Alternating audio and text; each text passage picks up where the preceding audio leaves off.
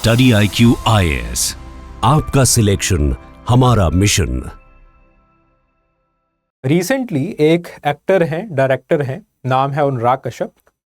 तो उन्होंने एक बहुत ही बड़ी कास्ट के अराउंड जो है वो कंट्रोवर्सी खड़ी कर दी है, और इस कंट्रोवर्सी ने अगेन ये जो डिबेट है इसको रिवाइव कर दिया कि आखिरकार जो जाति है वो एक सोशोलॉजिकल एंटिटी है भी या नहीं। कुछ लोग जो है वो ये कहने लगे कि आजकल आधुनिक भारत है, मॉडर्न इंडिया है, मॉडर्न इंडिया के अंदर जाति जैसी कोई चीज़ नहीं होती है। यहाँ पे जो है वो एजुकेशन या फिर क्लास स्टेटस ही सब कुछ है।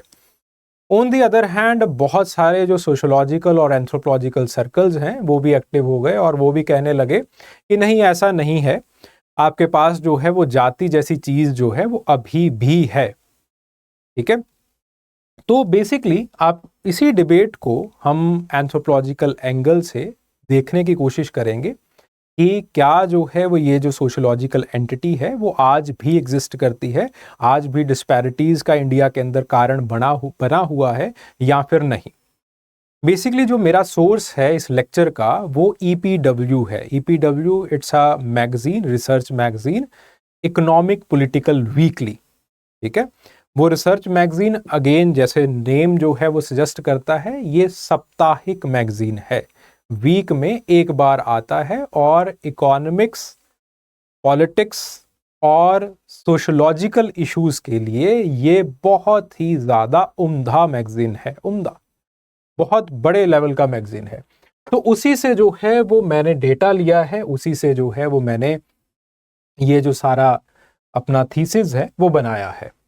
ठीक है, so according to many sociologist, अगर आपको जाति की असलियत देखनी है कि क्या जाति का समाज के अंदर या फिर आपके पास अर्थव्यवस्था के अंदर कोई स्थान है, तो जो सबसे इंपॉर्टेंट चीज होती है वो होती है आपकी लेबर मार्केट।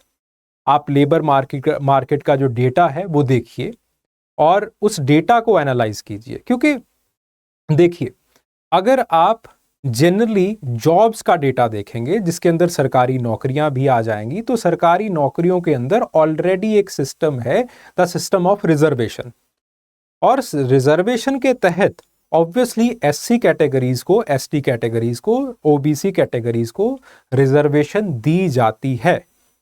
तो वहां पे जो डेटा है बिकॉज ऑफ द पॉलिसी वो आपको जो है वो साफ साफ नहीं दिखाई देगा। तो हमने यहाँ पे जो आपके पास PLA का डेटा है वो उसको देखा है, जो लेबर सर्वे का डेटा आता है उसको देखा है, और उसके ऊपर जो है वो मैंने ये अपना एनालिसिस बनाया है। चलिए, तो बेसिकली आपके पास जो है वो caste hierarchy according to this particular these articles, ये आज भी जो है वो इंडिया के अंदर एजुकेशन को, ऑक्यूपेशन को, वेल्थ अकमुलेशन को और कितने किसी को वेजेस दिए जाएं उसको जो है वो निर्धारित करती है। ठीक है, ऐसा क्यों होता है? क्योंकि ये ज्यादातर देखा गया है दैट इन दी कैटेगरीज, खास करके जो SC की कैटेगरी है या फिर जो ST की कैटेगरी है, the educational qualifications in them, they are very lower। ठीक है, बहुत कम एजुकेशन जो है वो इनको दी जाती है, या फिर इनके ग्रुप्स के अंदर जो है वो बहुत कम एजुकेशनल अचीवमेंट है। और उस कम एजुकेशनल अचीवमेंट का जो कारण है वो है ये पर्टिकुलर डेटा। जैसे फॉर एग्जांपल अगर ST की कैटेगरी के अंदर देखा जाए, जो लेजिस्लेटर हैं या फिर जो सीनियर ऑफिसर्स हैं, जो मैनेजर्स हैं, वो सबसे कम है। उसके बाद जो है वो SC की बारी आती है। ऑन दी अदर हैंड अगर हम जो है वो स्किल्ड एग्रीकल्चर और फिशरी वर्कर्स की बात करें तो ST के अंदर जो है वो सबसे ज्यादा दिखाई देते हैं, और आपके पास फिर जो है वो आपके पास OBC की बारी आ जाती है। ठीक है, तो आपके पास जो है वो अगेन जो प्रोफेशन है, जो कि आपके पास अगेन जो हायर एजुकेशन मिलेगी वो किसको मिलेगी? जो कि लेजिस्लेचर्स के बच्चे हैं, सीनियर ऑफिसर्स के बच्चे हैं, या फिर मैनेजर्स के बच्चे हैं, या फिर प्रोफेशनल्स के बच्चे हैं। वो इन कैटेगरीज के अंदर, खास करके जो SC और ST कैटेगरीज हैं, वो इनके अंदर मिनिमम है, because they are minimum here. तो जो आपके पास एजुकेशनल क्वालिफिकेशंस आती हैं, या फिर जो आपके पास ये देखा जाता है कि ड्रॉप आउट रेट्स, वो आपके पास जो है वो एससी कैटेगरी के अंदर और एसटी कैटेगरी के अंदर they are one of the highest. क्यों? क्योंकि आपके पास अगर आप मछुआरे हैं या फिर आप जो है वो फिशरी हाउस होल्ड में आपका जन्म हुआ है, तो बेसिकली वहां पे एजुकेशन को ज्यादा जो है वो सिग्निफिकेंस नहीं दिया जाता है, बिकॉज अल्टीमेटली आपके दिमाग में ये भर दिया जाएगा कि मछुआरे के बेटे हो, मछुआरे के बेटे हो तो आप जो है वो मछुआरे ही बनोगे। तो क्योंकि अगर आपको मछुआरा ही बनना है या फिर आपको जो है वो खेतों के अंदर ही काम करना है, तो इसके अंदर जो है वो एजुकेशन का क्या काम। तो यहाँ पे जो ड्रॉप आउट रेट्स हैं वो बहुत ज्यादा मिलते हैं एससी कैटेगरी और एसटी कैटेगरी के अंदर, खास करके because of the work profile they are in. ठीक है, तो अगेन आपके पास जो यहाँ पे जो जनरल है वहां पे जो है वो this particular category it enhances itself. ठीक है, मैं ये नहीं कह रहा हूं कि एग्रीकल्चरल वर्कर्स जो है वो यहाँ पे नहीं है, लेकिन एग्रीकल्चरल वर्कर्स जो है वो यहाँ पे फिर भी थोड़े से मिनिमम हो जाते हैं, या फिर आपके पास जो फिशरी वर्कर्स हैं वो यहाँ पे थोड़े से जो है वो मिनिमाइज्ड हो जाते हैं। ठीक है, on the other hand they are at max. ठीक है, और even I have the data of the casual workers that are in this particular category, SC and the ST category, they are the maximum.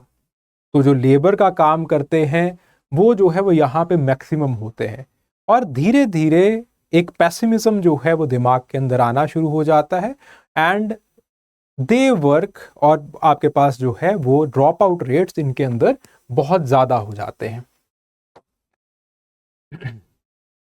तो assets बहुत ज्यादा scars रहते हैं।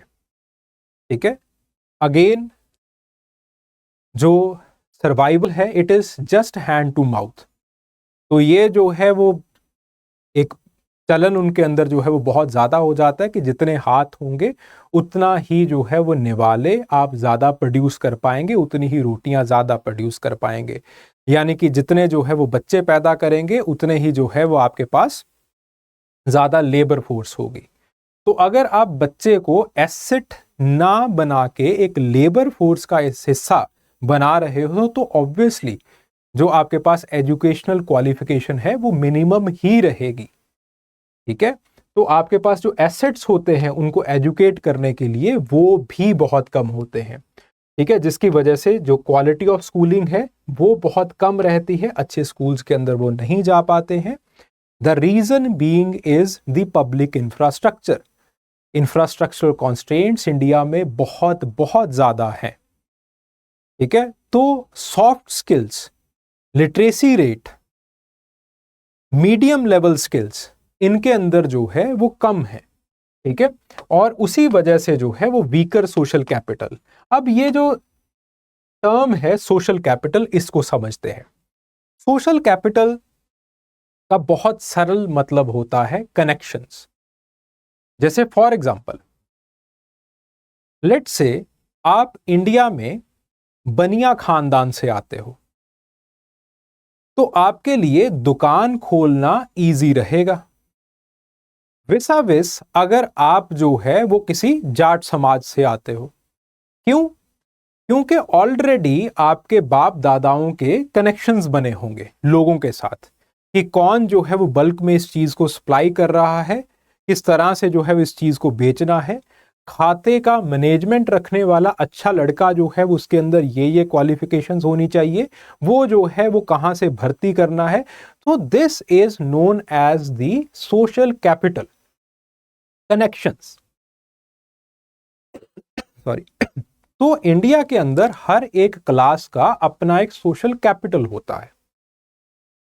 ठीक है, तो सोशल कैपिटल जो है वो आपके पास in the weaker sections of the society, in the एससीज और इन दी एसटीज, बिजनेस के लिए या फिर आपके पास एजुकेशनल अचीवमेंट के लिए बहुत कम रहता है, due to which they have some, कई बार जो है वो उनको ऑड जॉब्स वगैरह जो है वो करनी पड़ जाती हैं।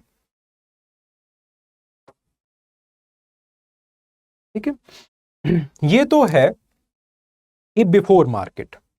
लेकिन फिर उसके बाद डिस्क्रिमिनेशन का जो सिलसिला है वो देखा जाता है कि that if even if you have certain qualifications, आपने स्कूलिंग की डिग्री जो है स्कूलिंग कर ली है, फिर उसके बाद डिग्री भी कर ली है, या फिर let's say you are 10th pass out, और vis-a-vis there are other people of the other categories या फिर अदर कास्ट जो कि वही एजुकेशनल क्वालिफिकेशन लेके बैठे हुए हैं, तो generally according to many surveys that are done, आगे चल के हम बात करेंगे उनकी भी, इंडिया के अंदर जो प्रेफरेंस है वो एससीज या फिर एसटीज को वो कम मिलती है।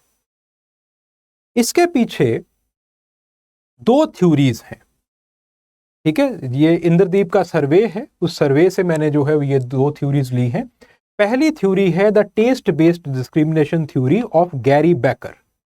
गैरी बेकर का उन्होंने किताब लिखी थी the economics of discrimination. Gary Becker के हिसाब से बहुत बार जो एक दुकान वाला है वो एसटी या फिर एससी कैटेगरी का जो एक हेल्पर होगा वो अपनी दुकान के अंदर नहीं रखेगा, और जो रीजन दिया जाता है इसके पीछे वो ये दिया जाता है कि अगर वो अब उस पर्टिकुलर हेल्पर को अपनी दुकान के अंदर रखेगा तो वो किसी और जाति, जो जनरल जाति के लोग आएंगे वहां पे उस दुकान के अंदर, उसके टेस्ट को नहीं समझ पाएगा। ठीक है, तो उसी चीज को जो है वो यहां पे लिखा है, an upper caste shop owner may reject the qualified SC और द ओबीसी एप्लीकेंट। ठीक है, पहली चीज कि वो टेस्ट नहीं समझ पाएगा, दूसरी चीज कि उसकी जो दुकान की इमेज है वो ना कहीं खराब हो जाए कि इसके अंदर जो है वो इस दुकान के अंदर फला फला जाति का व्यक्ति जो है वो काम कर रहा है। तो इमेज के चक्कर में और टेस्ट के चक्कर में जो है वो आपके पास बेसिकली जो एम्प्लॉय है जो एससी कैटेगरी से है, एसटी से है या फिर ओबीसी है, वो जो है वो रखने में लोग गुरेज करते हैं। ठीक है, तो बेसिकली आपके पास जो है वो ऑल्दो वो इन डिप्राइव्ड सेक्शंस को कम पैसे दे सकते हैं, दुकानदार कम पैसे दे सकते हैं, उन लोगों को रखा जा सकता है, लेकिन वो लोग रखते नहीं है। और रीजन जो है वो ये बताया जाता है कि इमेज धूमिल ना हो जाए, और या फिर लोग जो है वो रीजन ये बताते हैं कि हो सकता है कि ये किसी और समाज का जो टेस्ट है उसको जो है वो ये लोग ना समझ पाए। दूसरी जो थ्योरी है that is given by Kenneth Arrow. Kenneth Arrow ने किताब लिखी थी द थ्योरी ऑफ डिस्क्रिमिनेशन। इनकी थ्योरी का नाम है द स्टैटिस्टिकल डिस्क्रिमिनेशन थ्योरी। तो ये थ्योरी बेसिकली हमें ये कहती है कि बेसिकली जब आप हर एक इंडिविजुअल को आंक नहीं सकते तो आपका जो दिमाग है वो उस इंडिविजुअल की क्लास को पहचानता है, और फिर उसके बाद ये देखने की कोशिश करता है कि वो जो क्लास है उसकी प्रोडक्टिविटी या फिर उसकी जो एक काबिलियत है वो कितनी है। इस चीज को समझो। लेट्स से आपके पास दो व्यक्ति आते हैं, दो लोग आते हैं, सिमिलर क्वालिफिकेशन है, इंटरव्यू में सिमिलर आंसर्स दे रहे हैं। फिर उसके बाद बेसिकली रखना आपने जो है वो एक को है। तो जो स्टैटिस्टिकल डिस्क्रिमिनेशन थ्योरी है वो ये कहती है, और जनरली ये कॉर्पोरेट्स के अंदर भी देखा जाता है, कि लोग फिर उसके बाद उस पर्टिकुलर इंसान के बैकग्राउंड को देखना शुरू कर देते हैं कि अच्छा ये जो लड़की है ये मैरिड है या अनमैरिड है। अब बेसिकली उसका पहला दिन है, अभी पहला दिन भी नहीं हुआ है, आप उसके प्रोडक्टिविटी को आंक नहीं सकते, देख नहीं पा रहे हो, लेकिन फिर उसके बाद आप देखोगे कि अच्छा मैरिड है, तो जनरली ये देखा जाता है कि मैरिड लड़कियों के ऊपर जिम्मेवारियां ज्यादा हो जाती हैं, जिसकी वजह से उनकी प्रोडक्टिविटी ड्रॉप हो जाती है। तो आप कहेंगे कि मैरिड है इसलिए जो है वो मैं इसको नहीं रख रहा हूं, इसकी प्रोडक्टिविटी कम ही होगी। आपने उसको चांस भी नहीं दिया। ठीक है, समझ रहे हो इस चीज को?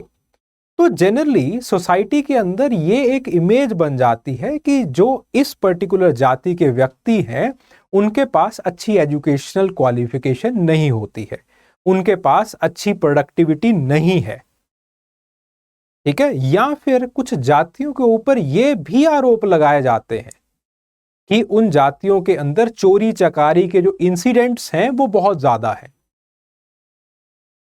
उस वजह से बेसिकली चाहे एजुकेशनल क्वालिफिकेशन हो लेकिन फिर भी उनको डिस्क्रिमिनेशन का शिकार होना पड़ता है,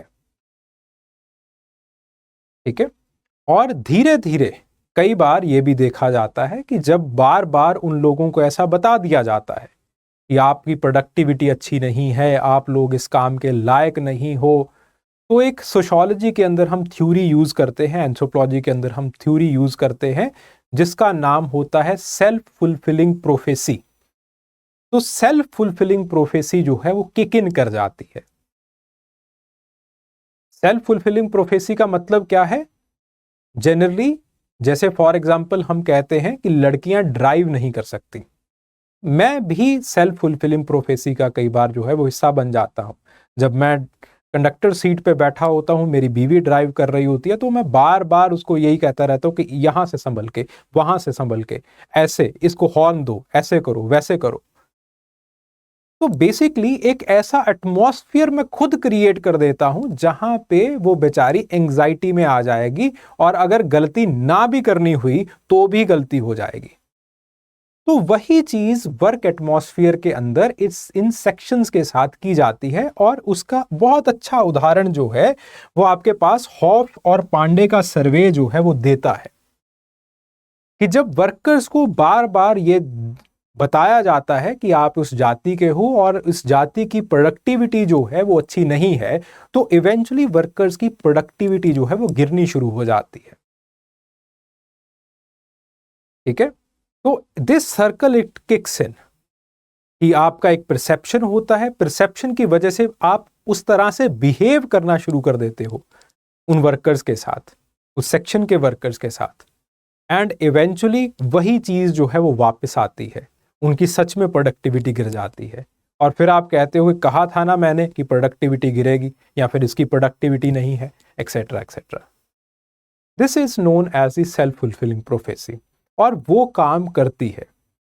बिकॉज ऑफ दिस ये देखा जाता है कि during the hiring and in the working atmosphere itself जो आपके पास कास्ट है वो लेबर मार्केट के अंदर बहुत बड़ा रोल अदा करती है, ठीक है। तो चाहे आप शहरों के अंदर हैं, चाहे आप गांव के अंदर हैं, जो जाति है वो इंडिया के अंदर एक सोशोलॉजिकल आइडेंटिटी है।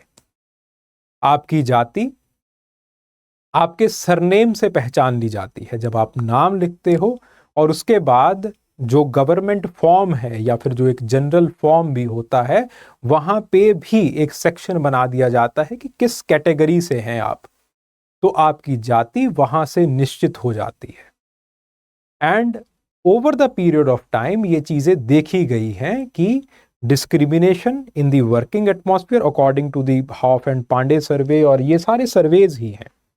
मैं एक टीचर हूं, मेरा मत मिनिमम है।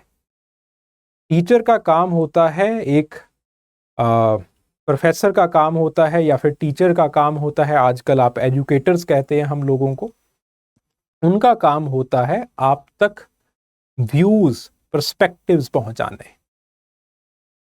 ठीक है। आगे कौन से व्यू को आप एडहर करेंगे, कौन से पर्सपेक्टिव को आप समझेंगे, किस पे अपना मत बनाएंगे, किस पे आपकी जिंदगी खड़ी होगी, वो आपका अपना विचार है, वो हमारा नहीं है। मैं सिर्फ आपके सामने डेटा रख रहा हूं, मैं सिर्फ आपके सामने थ्योरीज रख रहा हूं।